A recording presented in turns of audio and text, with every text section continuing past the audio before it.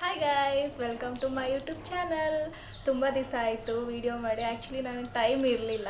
So ಇವತ್ತು ನಾನು free ಮಾಡಿಕೊಂಡು ಸ್ಕಿನ್ ವೈಟ್ನಿಂಗ್ ಟಿಪ್ಸ್ ಹೇಳ್ಕೊಡೋಣ ಅಂತ ಅಂದ್ಕೊಂಡಿದ್ದೀನಿ. ಏನಂದರೆ ಇವಾಗ ಎಲ್ಲಾದರೂ ಫಂಕ್ಷನ್ಗೆ ಹೋಗಬೇಕು, ಸಡನ್ನಾಗಿ ಪಾರ್ಲರ್ಗೆ ಹೋಗೋಕ್ಕೆ ಟೈಮ್ ಇರಲ್ಲ. ಸೊ ಎಲ್ಲರೂ ಕೇಳ್ತಾರೆ, ನಿಮ್ಮ ಸ್ಕಿನ್ನಲ್ಲಿ ಪಿಂಪಲ್ಸ್ ಇಲ್ಲ, ಹೇಗೆ ಅಷ್ಟು ಕ್ಲಿಯರ್ ಸ್ಕಿನ್ನು. ಆ್ಯಕ್ಚುಲಿ ನಾನು ಏನೂ ಮಾಡಿಸೋದಿಲ್ಲ. ಸೊ ನನಗೊಂದು ಗೊತ್ತಿರೋ ರೆಮಿಡಿ ಹೇಳ್ಕೊಡ್ತೀನಿ. ಕಾಫಿ ಪೌಡರ್ ಯೂಸ್ ಮಾಡಿಕೊಂಡು ಅರ್ಜೆಂಟಿಗೆ ನೀವೆಲ್ಲಾದರೂ ಫಂಕ್ಷನ್ಗೆ ಹೋಗಬೇಕು ಅಂದರೆ ಯಾವ ರೀತಿ ಬೇಗ ಬೇಗ ಫೇಸ್ ಎಲ್ಲ ಕ್ಲೀನಪ್ ಮಾಡ್ಕೊಂಡು ಯಾವ ರೀತಿ ಹೋಗೋದು ಅಂತ. ಫಸ್ಟು ನಾನು ಬ್ರೂ ಕಾಫಿ ಪೌಡರ್ ಹಾಕ್ಕೊತೀನಿ, 1 ಟೇಬಲ್ ಸ್ಪೂನ್.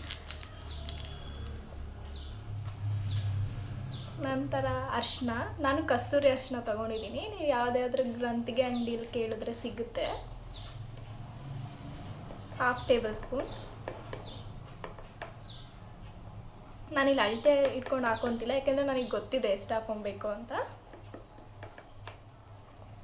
ನಂತರ ಕರ್ಡ್, ನಾನು ಕರ್ಡ್ 1 ಟೇಬಲ್ ಸ್ಪೂನ್ ಹಾಕೊತೀನಿ.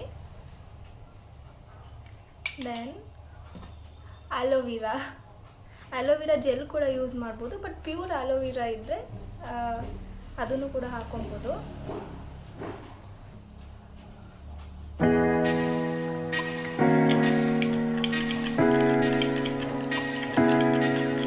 ಅರ್ಜೆಂಟಿಗೆ ಎಲ್ಲಾದರೂ ಫಂಕ್ಷನ್ಗೆ ಹೋಗಬೇಕು, ನಾನು ಎಲ್ಲಾದರೂ ಆಫೀಸ್ಗೆ ಹೋಗಬೇಕು, ಇಲ್ಲಾಂದರೆ ಯಾವ್ದಾದ್ರು ನೆಂಟರು ಮನೆಗೆ ಹೋಗಬೇಕು ಅಂದರೆ ತುಂಬ ಯೂಸ್ಫುಲ್ ಆಗೋ ರೆಮಿಡಿ ಇದು. ಒನ್ಸ್ ಟ್ರೈ ಮಾಡಿ. ಸೊ ನಂತರ ನೀಟಾಗಿ ಮಿಕ್ಸ್ ಮಾಡ್ಕೊಬೇಕು. ವೈಪ್ಸಲ್ಲಿ ಫಸ್ಟು ನಿಮ್ಮ ಫೇಸ್ನ ವಾಶ್ ಮಾಡ್ಕೊಳ್ಳಿ. ವಾಶ್ ಮಾಡಿಕೊಂಡು ನೀಟಾಗಿ ಕ್ಲೀನ್ ಮಾಡ್ಕೊಳ್ಳಿ. ನಾನಿಲ್ಲಿ ವೆಟ್ ವೈಪ್ಸ್ ತೊಗೊಂಡಿದ್ದೀನಿ.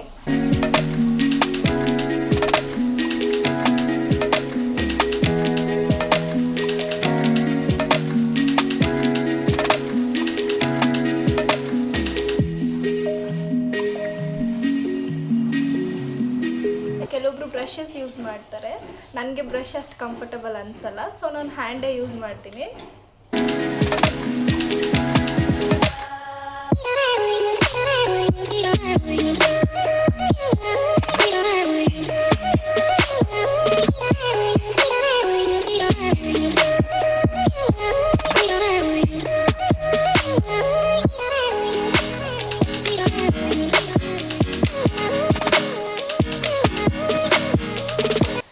ಹಚ್ಕೊಂಡು ಒಂದು 15 ಮಿನಿಟ್ಸ್ ಅದು ಡ್ರೈ ಆಗಕ್ಕೆ ಬಿಡಿ. ನೋಡಿ, ಈ ಥರ ಡ್ರೈ ಆಗಬೇಕು. ಡ್ರೈ ಆದಮೇಲೆ ವಾರ್ಮ್ ವಾಟರ್ ಇಲ್ಲ ಕೋಲ್ಡ್ ವಾಟರಲ್ಲಿ ಫೇಸ್ ವಾಶ್ ಮಾಡಿ. ಹಾಗೆ ಐಸ್ ಕ್ಯೂಬ್ಸ್ ಇದ್ದರೆ ಮಸಾಜ್ ಮಾಡಿ ಫೇಸ್ನ, ಇನ್ನೂ ಚೆನ್ನಾಗಿರುತ್ತೆ. ನೆಕ್ಸ್ಟ್ ಟಿಪ್ಸ್ ನೆಕ್ಸ್ಟ್ ವಿಡಿಯೋದಲ್ಲಿ ಸಿಗೋಣ. Thank you.